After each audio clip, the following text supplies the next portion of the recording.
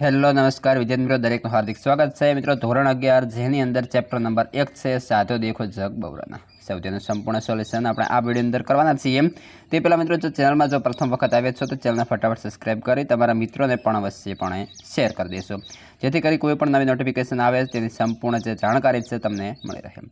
સત્યાની શરૂઆત કરીએ છીએ મિત્રો જેની અંદર प्रश्न 1 છે निम्नलिखित प्रश्न के उत्तर दिए गए विकल्पों में से चुनकर लिखिए। पहला प्रश्न है कबीर के मतानुसार सच कहने पर जगत के लोग क्या करते हैं?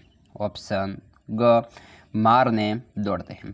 तो આપણે જે છે ડાયરેક્ટલી જવાબ લખીશું જેથી કરી જે છે આપણો સમય બચી જાય। ત્યારબાદ આગળ છે મિત્રો તમારે જે છે તમામે તમામ વિષયના સૌથી સોલ્યુશન આપણે ચેનલ પર ઉપલબ્ધ છે એ પણ તમે જોઈ લેશો।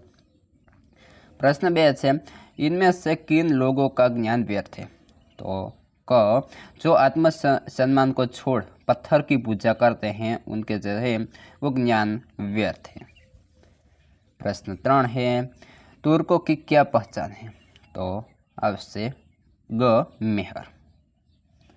आज सौदा है तमे तमारे हिंदी नोटबुकनी अंदर पण लखी सको छो। प्रश्न 2 एक एक वाक्य में उत्तर लिखिए। पहला प्रश्न है जगत के लोग किन पर जल्दी विश्वास करते हैं? उत्तर જોઈએ जगत के लोग झूठी बातें करने वालों पर जल्दी विश्वास करते हैं। प्रश्न 2 है हिंदू और मुस्लिम आपस में क्यों लड़ते हैं? उत्तर हिंदू और मुस्लिम आपस में लड़ते हैं क्योंकि वे ईश्वर के बारे में सच्चा जानने की कोशिश नहीं करते।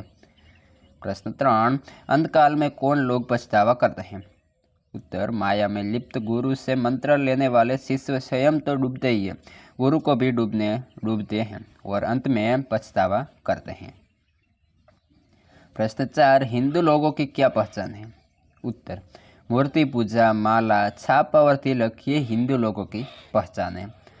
प्रश्न 3 है 2-3 वाक्य में उत्तर लिखिए। पहला प्रश्न है कौन से लोग ईश्वर से दूर है? उत्तर જોઈએ हिंदू और मुस्लिम दोनों धर्मों के ठेकेदार धर्म के नाम पर बाह्य डंबरों में लिप्त हैं। वे लोग इसी को ही ईश्वर प्राप्ति का मार्ग मान बैठे हैं। ऐसे लोग ईश्वर से दूर हैं। ख पीर ओलिया खुदा को क्यों नहीं जान पाए? उत्तर पीर ओलिया बाहरी दिखावों को ही खुदा की प्राप्ति का मार्ग मान बैठे हैं।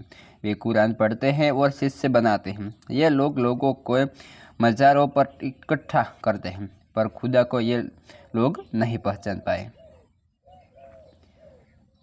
ग बाह्य डंबर मूर्ति पूजा के बारे में कबीर क्या कहते हैं? कबीर कहते हैं कि बाह्य दिखावों में विश्वास करने वाले लोग पीपल के वृक्ष और पत्थर की पूजा करते हैं।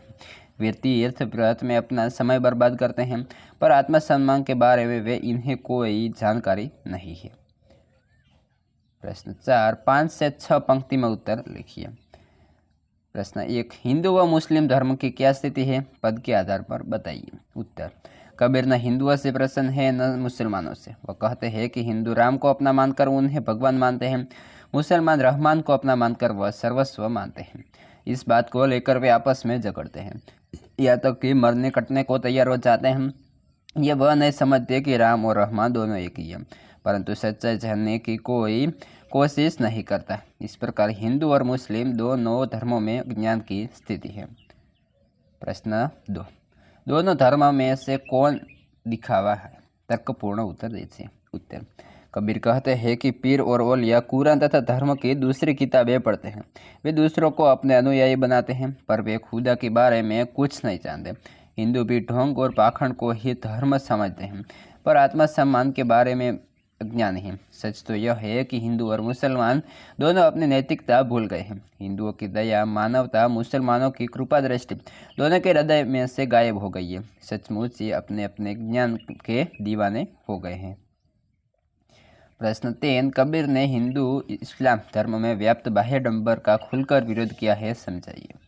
उत्तर कबीर ने हिंदू और इस्लाम धर्म में फैली बुराइयों को बहुत निकट से देखा था। वे कहते हैं कि हिंदू धर्म बाहरी दिखावे में विश्वास करता है, उसमें पत्थर की और पीपल के पेड़ की पूजा की जाती है, छापा और तिलक जैसे आडंबर किए जाते हैं। इसी तरह इस्लाम धर्म में पीर और औलिया लोगों की अपना अनुयायी बनाते हैं और इन्हें मजार पर बुलाते हैं।